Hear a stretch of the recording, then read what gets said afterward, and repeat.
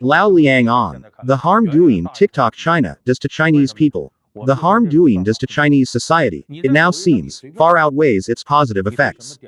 Take this algorithmic trap for example. On Douyin you can casually like anything, and you'll find that what the app recommends afterward are all the same kinds of videos. Some people say, it recommends what people like to watch, isn't that a good thing? What's frightening is that those recommendations often contain brainwashing viewpoints, even false information. If you see the same thing over and over, your thinking gets brainwashed.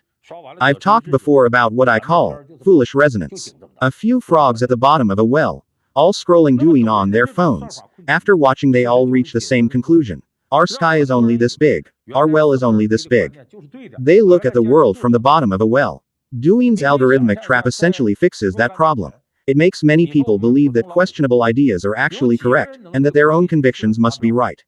Imagine some years ago, how many ordinary people could offer deeply reasoned views on international affairs.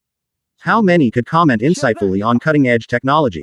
Almost none. Now you open the internet and it's everywhere. People you don't even know what they do. Cobblers, butchers, talking about what Israel is like, about Trump or Putin, pontificating.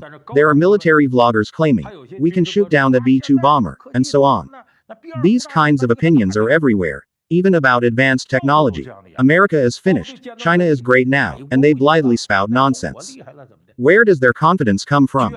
From repeatedly receiving the same information through internet recommendations. The more it's recommended to them, the more convinced they become that what they think is right.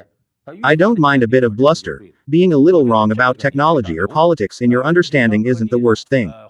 What's terrifying is when it comes to matters of common sense. For example, whether Russia invaded Ukraine, whether Hamas is a terrorist organization, whether Iran's nuclear development is justifiable. These are matters of common sense that shouldn't require debate. But after long-term algorithmic recommendation, some people's brains have been completely flipped. They abandon even basic international moral common sense, getting stuck on some perverse notion of national interest.